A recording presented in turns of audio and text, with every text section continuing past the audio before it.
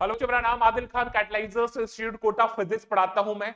JEE mains 2026 के PYQs कर रहे हैं। हमारा अगला सेशन है मोशन इन प्लेन नहीं, Newton's laws of motion. Motion in plane नहीं, Newton's laws of motion, NLM के सवाल करने वाले हैं हम लोग। ठीक है, प्लीज सेकंड शिफ्ट के लिए इन वीडियोस को देख के जरूर जाइए, पीवाईक्यूज लगा के जरूर जाइए। चैनल को लाइक कीजिए, चैनल को तो सब्सक्राइब करना होगा, चैनल को सब्सक्राइब कीजिए, वीडियो को लाइक कीजिए और शेयर कीजिए। ठीक है, बिना टाइम वेस्ट किए सवाल को शुरू करते हैं। देखिए पहला सवाल क्या कह रहा है 2026 जनवरी अटेंड का, क्या कह रहा है, ध्यान समझिएगा। A 4 kg mass moves under the influence of the force F is equal to 4t cube minus 3t j cap, 4t cube I cap minus 3t j cap, where t is in second.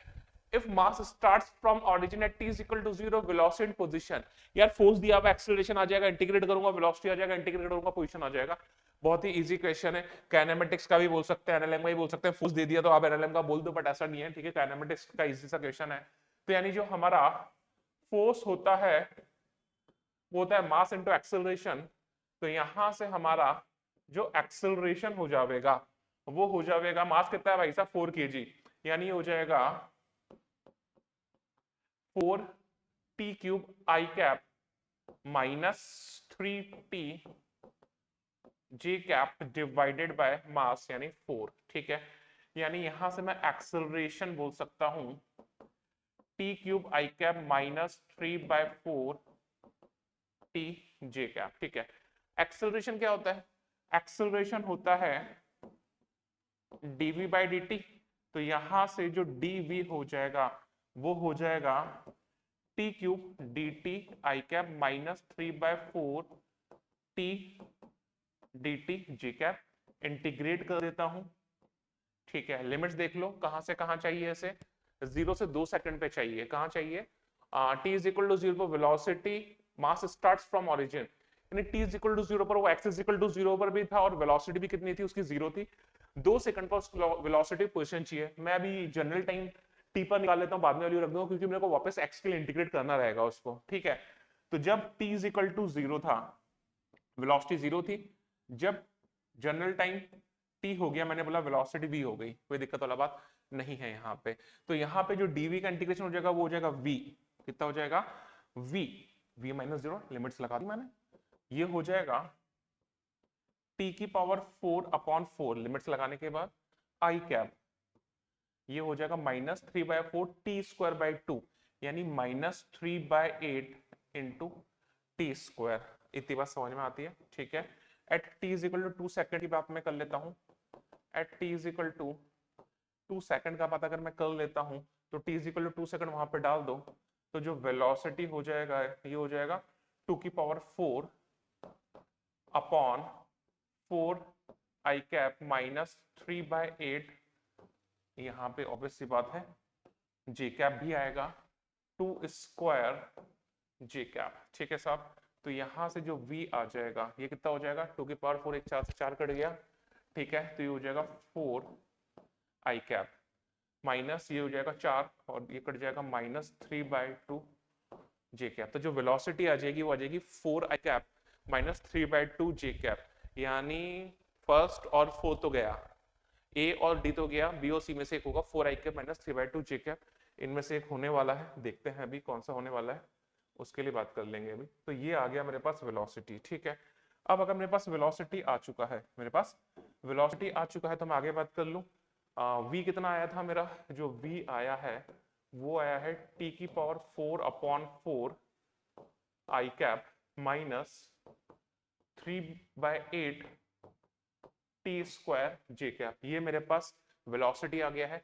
Velocity को मैं लिख सकता हूं dx bye dt।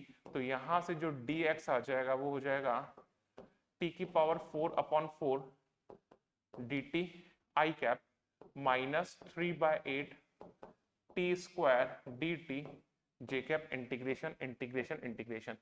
जब t equal to 0 था particle origin पे था, जब t इक्वल टू 0 था पार्टिकल ओरिजिन पे था, जब t इक्वल टू 2 हो जाएगा पार्टिकल x पे होगा और x मुझे फाइंड करना है।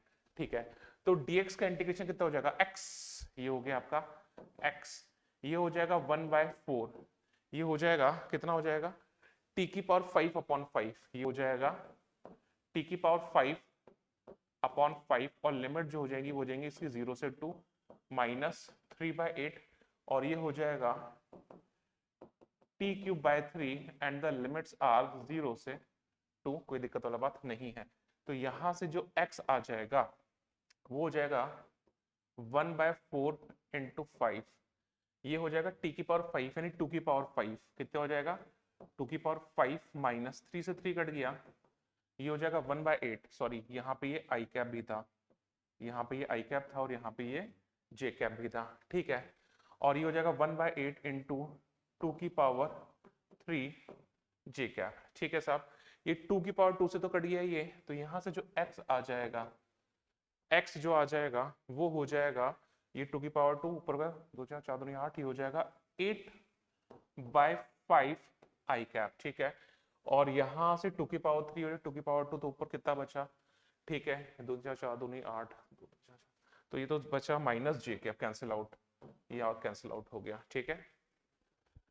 तो बेसिकली x आ गया 8/5 i cap minus j cap. तो v ऐसा कौन सा ऑप्शन है, v is equal to 4 i cap minus 3/2 j cap, B और सी में से एक, और ये हो जाएगा 8/5 i cap minus j cap, यानी इसका जो आंसर है वो सी सही है, ठीक है। इजी क्वेश्चन था। अगले सवाल पे चलते हैं। अगला सवाल क्या कह रहा है, अगले सवाल पे चलते हैं। अगला सवाल क्या कह रहा है, a block is sliding down on an inclined plane of slope theta at t is equal to 0. The block is given an upward momentum so that it starts moving up on the inclined surface with velocity u. ठीक है, the distance as traveled by the block before it becomes its velocity becomes 0. Okay, सवाल क्या कह रहा है, सवाल ये कह रहा है, थोड़ा सा लैंग्वेज में प्रॉब्लम है इसके। कुल मिला के सवाल ये कह रहा है, सवाल कह रहा है कि भाई साहब एक ब्लॉक है, वो नीचे आ रहा था पर उससे मुझे मतलब ही नहीं, उससे लेना देना ही नहीं है मुझे, उसे मुझे लेना देना है ही नहीं, ठीक है। हाँ, ये ब्लॉक है, इस ब्लॉक का, ठीक है, a block is sliding down an inclined plane of slope theta, theta slope पे आ रहा था, t is equal to 0 पर इसको upward momentum दिया है, t is equal to 0 पर upward momentum दिया, नीचे रहा था मतलब ही नहीं उससे। t is equal to 0 पर से क्या किया है, upward momentum दिया है, यानी इसकी इनिशियल वेलोसिटी जो है वो कितनी है u, इसकी इनिशियल वेलोसिटी जो हो गई वो कितनी हो गई, इसकी इनिशियल वेलोसिटी हो गई u, ये वाला जो एंगल है वो कितना है, ये वाला जो एंगल है वो कितना है थीटा, ये वाला एंगल थीटा गिवन है आपको। आगे क्या बोल रहा है, the distance S travelled by the block before its velocity become 0। मैंने बोला ये यहां पर कहीं पर आकर इसका जो v फाइनल है वो कितना हो जाता है 0। अरे यार हमको पता है, अगर ब्लॉक यहां पर था, हमको पता है ये बात कि भैया एक्सेलरेशन क्या होता है, नॉर्मल सी बात है। देखो mg लगता है ऐसे, नॉर्मल लगता है ऐसे, ये एंगल थीटा होता है, इधर होता है mg cos थीटा और इधर होता है mg sin थीटा। तो इसका इधर की तरफ जो एक्सेलरेशन हो जाता है वो बच्चों वाली बात है, हम लोग को पता है कितना होता है g sin थीटा, कितना होता है g sin थीटा, काम खत्म। यानी ब्लॉक यहां से चला यहां पहुंचा, मैंने बोला यहां पे इसका वेलोसिटी 0 हो गया, मैंने बोला डिस्टेंस चल लिया s, डिस्टेंस चला ये s, तो इक्वेशन ऑफ मोशन है, अरे एक्सेलरेशन मुझे पता चल गया g sin थीटा है, इक्वेशन ऑफ मोशन लगा दूंगा, सीधी बात है। तो ये हो जाएगा v square is equal to u square plus twice as, final velocity हो जाएगी 0, initial velocity u square plus 2, ये हो जाएगा minus of g sin theta. Velocity ऊपर पॉजिटिव ले रहा हूं, इंक्लाइन प्लेन के लिए ऊपर चीजें पॉजिटिव ले रहा हूं, इंक्लाइन प्लेन के लिए डाउनवर्ड चीजें नेगेटिव ले रहा हूं, ये हो गया माइनस g sin थीटा और ये हो जाएगा s, नॉर्मल सी बात है। तो यहां से मुझे s निकालना है, वो हो जाएगा u square upon 2g sin theta. बच्चों वाला सवाल था, इसमें कुछ भी करना है था ही नहीं, तो जो आंसर हो जाएगा वो हो जाएगा u square upon 2g sin theta, जो इसका सी ऑप्शन है वो सही है, u square upon 2g sin theta. बहुत इजी क्वेश्चन था ये तो। अगले सवाल में चलते हैं। अगला सवाल क्या कर रहा है, ओहो अगला सवाल तो खतरनाक दिख रहा है, अगला सवाल तो खतरनाक दिख रहा है भाई। क्या कर रहा है, in the given figure the block A B C weigh 4 kg 6 kg 8 kg, कौन कौन सा है ये, ए बी सी 4 kg 6 kg 8 kg 4 6 8, यानी ये हो जाएगा आपका 4 kg, ये हो जाएगा 6 kg और ये हो जाएगा 8 kg, ठीक है। The coefficient of sliding friction between any two surfaces is 0.5, यानी इसके बीच में 0.5 है, इसके बीच में 0.5 है और इसके और जमीन के बीच में भी 0.5 है। यानी अगर यहाँ पे जमीन की बात मैं करूंगा ना है भाई साहब, तो इनके बीच में भी जो फ्रिक्शन कोएफिशिएंट जो है वो 0.5 है, यानी हर दो सरफेसेस के बीच में जो फ्रिक्शन कोएफिशिएंट है वो 0.5 यानी 1/2, ठीक है। The F required to slide the block C with constant speed, okay. F किधर लग रहा है? उधर की तरफ। एफ किधर लग रहा है? उधर की तरफ। मुझे इस ब्लॉक का इस एफ का वैल्यू फाइंड करना है कि जो सी है वो कांस्टेंट स्पीड से जाए, यानी एक्सेलरेशन 0 हो, यानी नेट फोर्स 0 होना चाहिए, ठीक है। तो सबसे पहले एफबीडी बनाना स्टार्ट करते हैं। देखो मेरे भाई, ये इस पे फोर्स लगाया उधर, तो ये खिसकेगा, सी इधर खिसकेगा, तो एफबीडी बनाना स्टार्ट कर देते हैं। सी पर सबसे पहले फोर्स लगेगा एफ इधर की तरफ, हाँ या ना? जब सी पर एफ लगा उधर और यहां पर जो टेंशन है वो लगेगा इधर, तो इस सरफेस और जमीन के बीच में तो काइनेटिक फ्रिक्शन होगा, इस सरफेस और जमीन के बीच में तो काइनेटिक फ्रिक्शन होगा। भैया जब ये ब्लॉक इधर आएगा तो जमीन इस पे फ्रिक्शन लगाएगी पीछे की तरफ, जमीन इस पे फ्रिक्शन लगाएगी पीछे की तरफ। नीचे वाले ब्लॉक की बात कर रहा हूं, काइनेटिक फ्रिक्शन होगा, कितना होता है? Mu into an. मास कितना है? 6 + 4 10, 10 और 8 18, 18 केजी, यानी इस सरफेस के ऊपर कितना मास है? 18 केजी, यानी फ्रिक्शन कोएफिशिएंट कितना है? Mu into an. एन कितना हो जाएगा? 18 जी, यानी इस सरफेस का जो नॉर्मल हो जाएगा वो हो जाएगा 18 जी। नॉर्मल कितना हो जाएगा? 18 जी। तो बॉस यहां पर फ्रिक्शन लगेगा म्यू इनटू एन, यानी म्यू इनटू 18 जी। समझ में आ गया? म्यू इनटू 18 जी, नॉर्मल सी बात, ठीक है। ये वाला ब्लॉक इधर आया, ये वाला ब्लॉक इधर आया, तो ये वाला ब्लॉक उधर जाएगा। सुनो, ऐसा समझ लेते हैं, डायरेक्शंस मेंशन कर देता हूं। ये ब्लॉक इधर आ रहा है, ये ब्लॉक इधर आ रहा है, इधर आ रहा है, ये ब्लॉक इधर आ रहा है, तो पुली है भाई, ये उधर जाएगा, तो पुली की वजह से, ये स्ट्रिंग की वजह से बी जो है वो इधर आएगा, तो जो बी है वो इधर आएगा। आगे बात समझ में? अब बी पे फ्रिक्शंस की बात करते हैं, फिर ए पे बात करेंगे, ठीक है। अब बी की बात कर लेते हैं। बी क्या कह रहा है? ध्यान से समझिएगा, बहुत ही ध्यान से समझिए, ठीक है। ये ब्लॉक आ रहा है इधर, ये वाला जा रहा है उधर, तो ये ऐसे, तो ऊपर वाले ब्लॉक पे फ्रिक्शन किधर लगेगा? पीछे, और नीचे वाले पे फ्रिक्शन किधर लगेगा? आगे। वापस से समझिए, ये ऐसे कुछ है, तो ऊपर वाले पे रगड़ किधर लग रही है? पीछे, तो ऊपर वाले पे फ्रिक्शन लगेगा इधर की तरफ, और नीचे वाले पे फ्रिक्शन लगेगा इधर की तरफ, और यहां पे भी काइनेटिक फ्रिक्शन होगा क्योंकि मोशन है, रिलेटिव मोशन है, ठीक है। इस सरफेस के ऊपर कितना मास है? 10 केजी, तो नॉर्मल रिएक्शन कितना हो जाएगा? 10 जी। तो फ्रिक्शन जो लगेगा वो यहां लगेगा म्यू इनटू 10 जी, और यहां पे भी कितना लगेगा? म्यू इनटू 10 जी। अच्छी बात, अच्छी बात, ठीक है। अब और बात कर लेते हैं।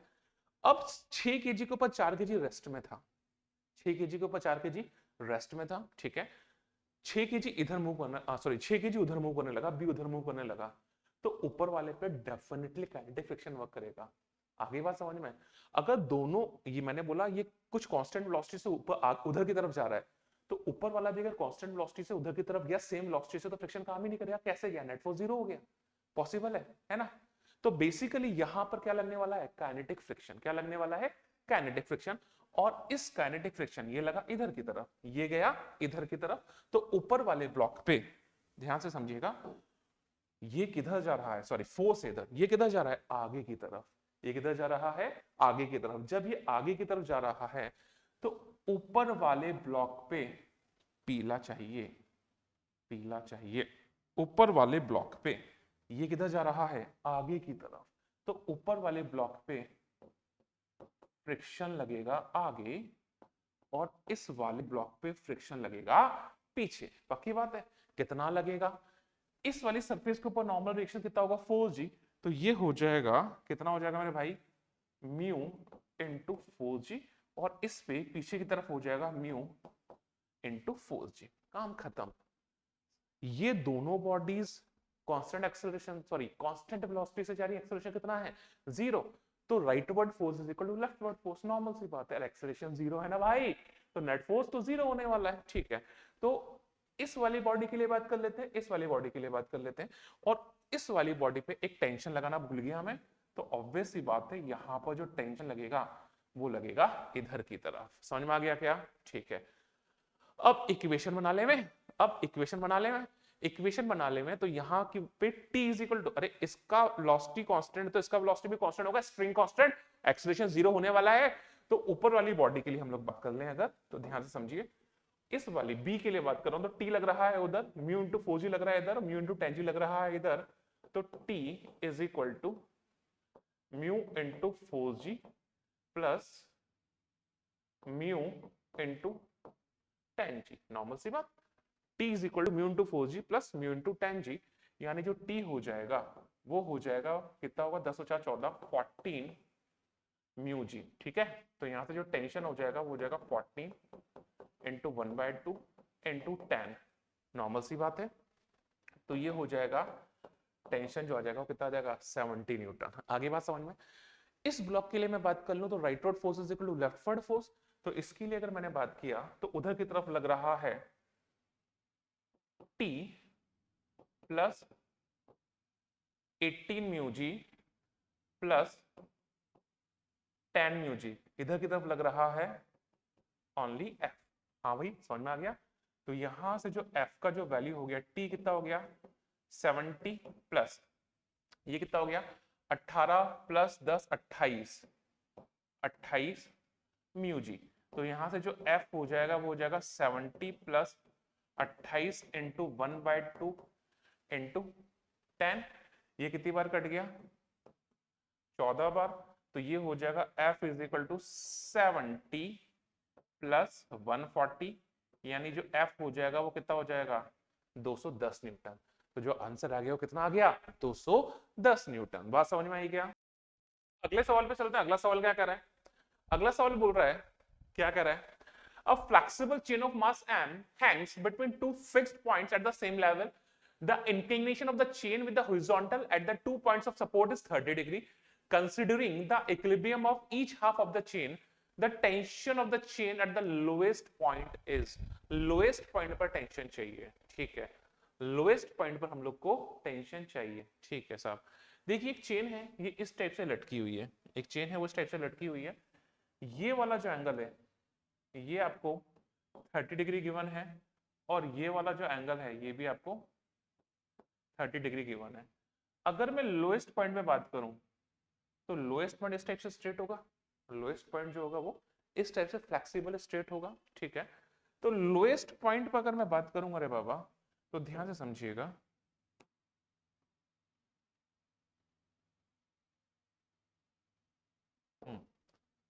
लोएस्ट पॉइंट पर बात करूंगा तो mg हम लोग यहां बोल सकते हैं ऐसा, इधर वाला पार्ट, इधर वाला पार्ट इस वाले पार्ट को टेंशन लगाएगा इधर की तरफ T1, ठीक है, और इधर वाला पार्ट, ये वाला पार्ट इस वाले पार्ट पे टेंशन लगाएगा T1 ऐसा। मुझे ये लोएस्ट पॉइंट पर टेंशन फाइंड करनी है, मुझे ये लोएस्ट पॉइंट पर टेंशन फाइंड करनी है, ठीक है। इस जो हिंज्ड है, जहां से ये हैंग्ड है, उस हैंग्ड पॉइंट पर अगर मैं बात करूं तो यहां पर टेंशन ऐसे लगेगी टेंजेंट के अलोंग, यहां पर जो टेंशन होगी वो टेंजेंट के अलोंग ऐसे लगेगी, और सिमेट्री की वजह से इसको मैंने बोल दिया T2, तो ये भी कितना हो गया T2, नॉर्मल सी बात है, ठीक है। मैं दो डायरेक्शन में बात कर लेता हूं, एक इधर वर्टिकल और एक हॉरिजॉन्टल, ठीक है साहब, ओके। एक बात सुनिए, ये 30 है तो ये वाला भी कितना हो जाएगा, ये वाला हो जाएगा आपका 30, ठीक है। ये T2 है, ये T2 है, तो इधर की तरफ हो जाएगा आपका T2 cos 30, और ऊपर की तरफ हो जाएगा आपका T2 sin 30, आया ना, ठीक है। ऐसे यहां पे भी अगर मैं बात करूंगा, ये 30 है तो ये 30 होगा, इधर की तरफ T2 लग रहा था तो इधर की तरफ हो जाएगा T2 cos 30, और इधर की तरफ हो जाएगा आपका T2 sin 30, नॉर्मल सी बात है, ठीक है साहब, बहुत ही अच्छी बात है, कोई दिक्कत वाला बात नहीं है। अब यार यहां पर आधे आधे पार्ट के लिए अगर मैं बात कर लूं तो इस आधे पार्ट के इक्विलिब्रियम के लिए अगर मैं बात करूं तो इस आधे वाले पार्ट पे इधर की तरफ कितना लग रहा है T2 cos 30, और उधर की तरफ कितना लग रहा है T1, तो यहां से मैं बोल सकता हूं T2 cos 30 is equal to T1। मैं इस आधे पार्ट की बात कर रहा हूं, अभी सिर्फ आधे पार्ट का इक्विलिब्रियम का बात कर रहा हूं मैं, तो इस आधे पार्ट पे इधर की तरफ लग रहा है T1, और इधर की तरफ लग रहा है T2 cos 30, तो T1 किसके बराबर हो जाएगा T2 cos 30। और पूरे सिस्टम के वर्टिकल इक्विलिब्रियम के लिए अगर मैं बात करूं तो ऊपर की तरफ लग रहा है T2 sin 30 plus T2 sin 30 यानी 2T2 sin 30 और नीचे की तरफ लग रहा है mg। तो ये होगी मेरी इक्वेशन 1। इक्वेशन 2, होल पार्ट के वर्टिकल इक्विलिब्रियम के लिए अगर मैं बात कर लूं, होल पार्ट के वर्टिकल इक्विलिब्रियम के लिए मैं बात कर लूं तो ये जाएगा 2T2 sin 30 is what mg। तो यहां से sin 30 से कट गया तो T2 का वैल्यू कितना हो जाएगा mg। इस T2 का वैल्यू उठा के मैं यहां डाल दूं, मुझे क्या चाहिए, मुझे T1 चाहिए, तो ये हो जाएगा mg cos 30 is equal to T1। तो जो T1 हो जाएगा mg cos 30 कितना हो जाएगा √3/2। तो जो आंसर हो जाएगा वो हो जाएगा √3/2 mg। कहाँ है आंसर, √3/2 mg। नॉर्मल सी बात, नॉर्मल क्वेश्चन, क्लास का क्वेश्चन है। अगले सवाल पे चलते हैं। अगला सवाल क्या बोल रहा है, अगला सवाल बोल रहा है block of mass 5 kg moving on an inclined plane which makes an angle of 30 degree with the horizontal.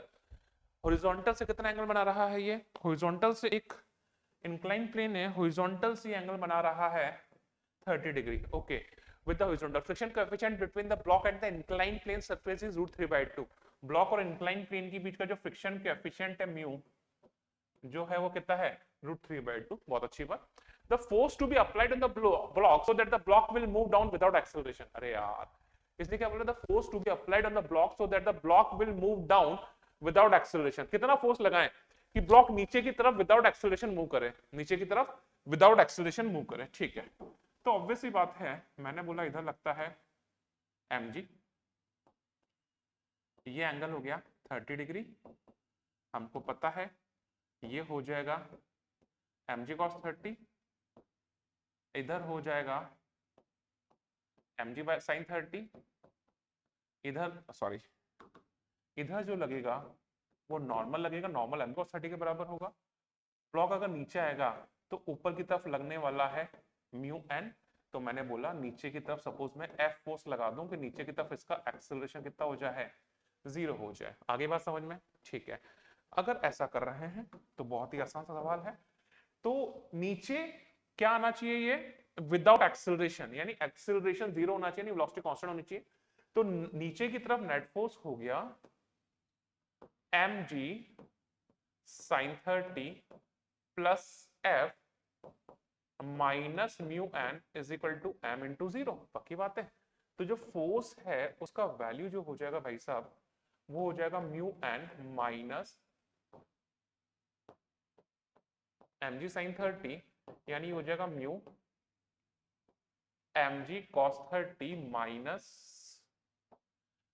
n का वैल्यू, ऑब्वियसली पता है n का वैल्यू किसके बराबर होगा, mg cos 30 के बराबर minus mg sin 30।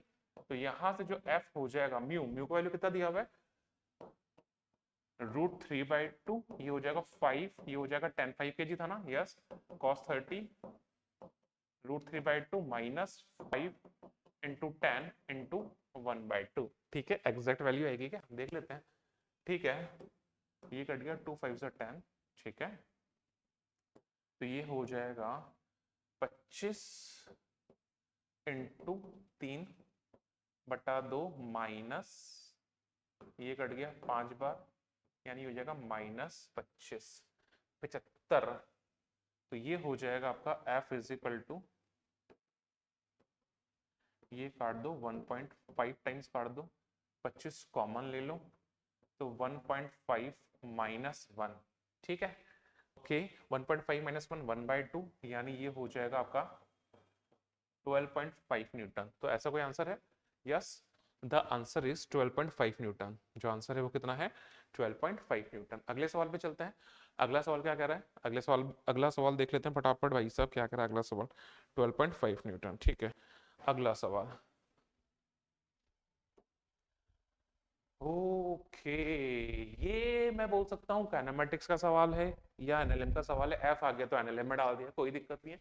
Mainly kinematics का क्वेश्चन है, प्यारा क्वेश्चन है, अच्छा सवाल है। क्या बोल रहा है, a particle of mass m falls from rest through a resistive medium having resistive force F is equal to -kV।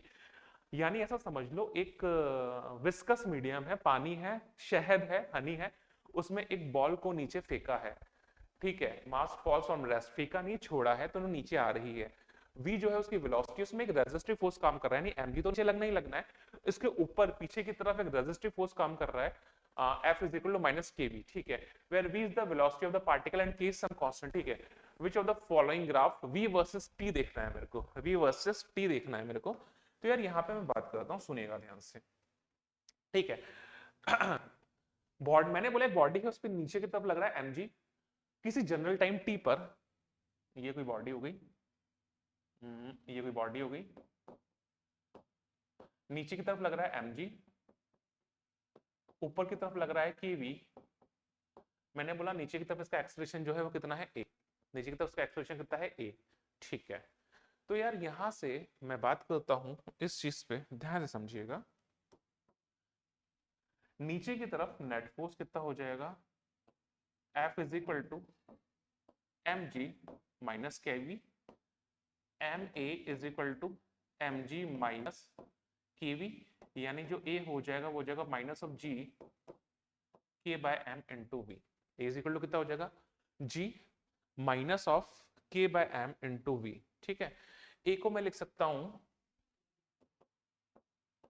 dv bye dt, क्योंकि मुझे क्या चाहिए, मुझे v वर्सेस टाइम ग्राफ चाहिए, मुझे क्या चाहिए, v वर्सेस टाइम ग्राफ चाहिए। तो यार मैं जब भी काइनेमेटिक्स से क्वेश्चंस करवाता हूं आपको हमेशा बोलता हूं सेम टाइप की चीजों को सेम साइड कलेक्ट कर लो, तो इस v वाली टर्म को पूरा एक साथ इधर ही ले आते हैं, तो ये हो जाएगा 1 upon g minus k by m into v, और ये dv इज इट इज, उधर की तरफ हो गया आपका dt, उधर की तरफ हो गया dt, समझ में आ गई क्या बात, ये कोई दिक्कत वाला बात है ही नहीं। तो ये हो गया dv g minus k by m into v dt, ठीक है। मुझे VOT का रिलेशन चाहिए, मैं इसे क्या कर देता हूँ, इंटीग्रेट कर देता हूँ। सवाल ने बोला जब t इज इक्वल टू 0 था तो इसका स्पीड कितना था, 0, ऐसा रेस्ट से छोड़ा था ना भाई, मैंने बोला जब टाइम t हो गया, मैंने बोला इसका स्पीड कितना हो गया, v हो गया, तो VOT ग्राफ का एक रिलेशन निकाल लूंगा मैं यहाँ से। तो उस रिलेशन को निकालने के लिए यहाँ पे मैं बात कर लेता हूँ, ध्यान दीजिएगा, समझिए। अब देखिए यहाँ पे इंटीग्रेट कर दूं, एक तरह से क्या हो गया, 1 अपॉन एक्स हो गया, 1 अपॉन एक्स का इंटीग्रेशन क्या होता है, ln x, ठीक है। तो यहां से ये हो गया log of g minus k by m into v,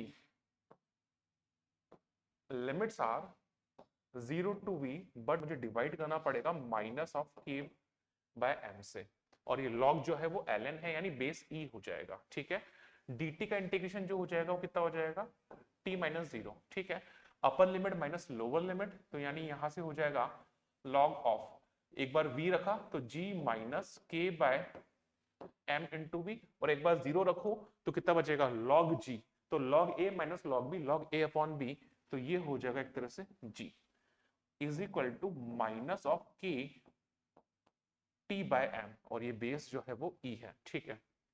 तो इसको मैं थोड़ा सा एंटी लॉग ले लूं क्या, एंटी लॉग लिया मैंने तो ये हो जाएगा 1 minus k by mg into v is equal to e raise to power minus of kt by m, समझ में आया क्या इतना। तो ये हो जाएगा k by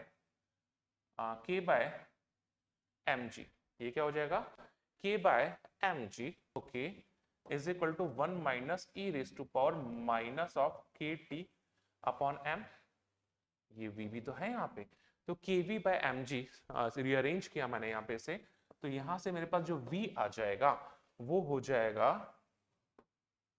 mg by k into 1 minus e raise to power minus of kt by m, ये आ गया मेरे पास v का रिलेशन, ये क्या आ गया मेरे पास, v का रिलेशन, ठीक है साहब, ये आ गया मेरे पास v का रिलेशन, ठीक है।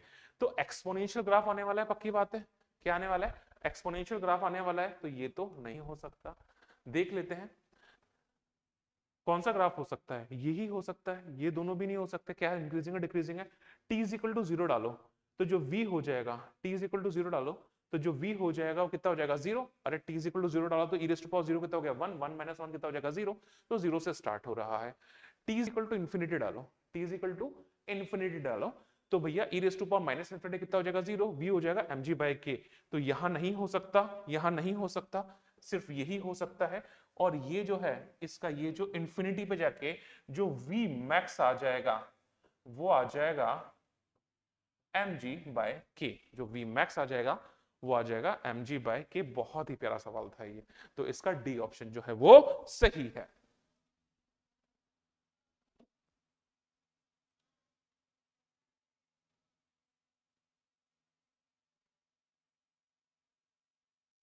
अगले सवाल पे चलते हैं। अच्छा सवाल, बहुत ही प्यारा सवाल था और ऐसा पहले भी आया हुआ है जेईई में, लास्ट ईयर भी आया था।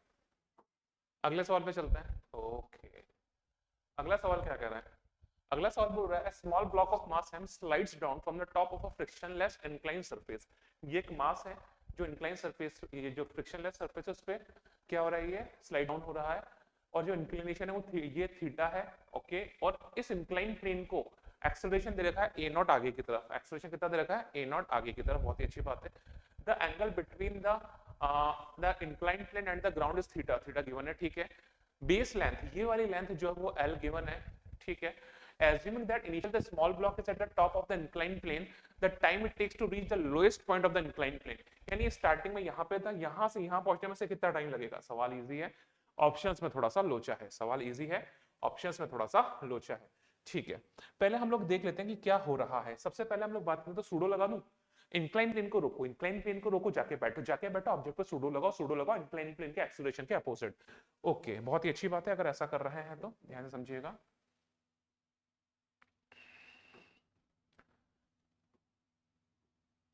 हाँ, ध्यान दीजिए।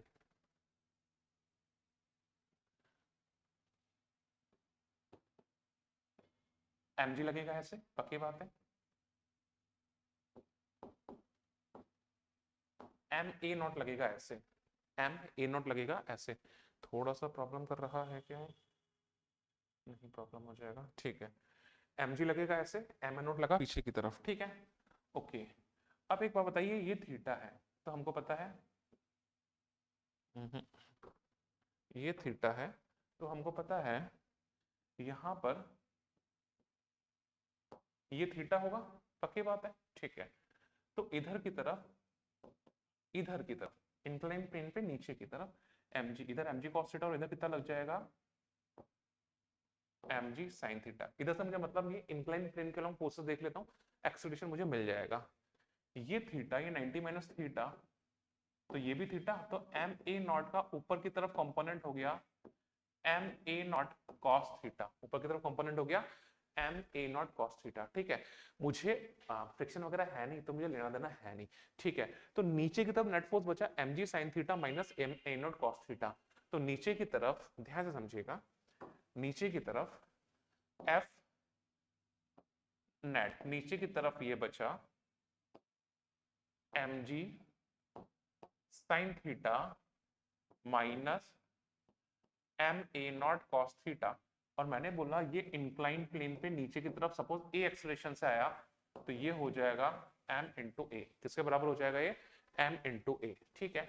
तो यहां से m कट गया तो नीचे की तरफ एक्सेलरेशन जो हो गया वो हो जाएगा g sine theta minus of A naught cos theta, normal सी बात, ठीक है। बहुत अच्छी बात, ठीक है। अब यार यहां से रेस्ट चला, यहां पहुंचा इंक्लाइन प्लेन तो रेस्ट में आ गया सुडो लगाने के बाद। तो मेरे पास इक्वेशन क्या बन गई? s is equal to u t plus half. It is पर टाइम ही पूछा है, टाइम ही पूछा है। इनिशियल वेलोसिटी इसकी कितनी थी? 0। तो यहां पर ओके, यहां से लेके यहां तक ये डिस्टेंस मैंने बोल दिया x, ये x है तो इधर कितना हो जाएगा? x cos theta. तो ये हो जाएगा x cos theta is what? l। तो जो x हो जाएगा वो हो जाएगा l बाय cos थीटा, ठीक है। ये x है तो इधर कितना हो जाएगा? x cos theta. x cos theta किसके बराबर हो जाएगा? l के बराबर। तो जो डिस्प्लेसमेंट है वो x है, उसको लिख दिया मैंने l बाय cos थीटा। तो यहां से ये हो जाएगा l by cos theta is equal to 1/2 into a into t square, ठीक है भाई। तो यहां से जो t हो जाएगा वो हो जाएगा रूट ओवर, t हो जाएगा, हो जाएगा रूट ओवर 2l, ये हो जाएगा 2l upon a cos theta. कितना हो जाएगा? Root over 2l upon a cos theta. अब इस चीज को थोड़ा सा सॉल्व कर लेते हैं, इस चीज को थोड़ा सा सॉल्व कर लेते हैं, ध्यान दीजिए इधर। चलिए ए का वैल्यू डाल देता हूं, ए का वैल्यू डाल देता हूं, ठीक है। तो यहां से ये हो जाएगा t is equal to 2l, 2l upon A कितना था, g sine theta cos theta को भी मल्टीप्लाई कर देता हूं माइनस ए naught cos square theta root over, ठीक है। ऐसा कोई ऑप्शन दिया हुआ है क्या, ऐसा कोई ऑप्शन दिया हुआ है क्या, नहीं दिया हुआ ना, ठीक है। 2 थीटास में दिया हुआ है, कोशिश करता हूँ 2 थीटा में कन्वर्ट करने की। यहाँ पे मैंने क्या किया, यहाँ पे मैंने 2 से मल्टीप्लाई किया और 2 से डिवाइड कर दिया, ठीक है, ओके। अगर ऐसा किया तो क्या हुआ, यहां हो गया t is equal to root over 2l, तो ये हो जाएगा g by 2 sine theta cos theta, ये हो जाएगा आपका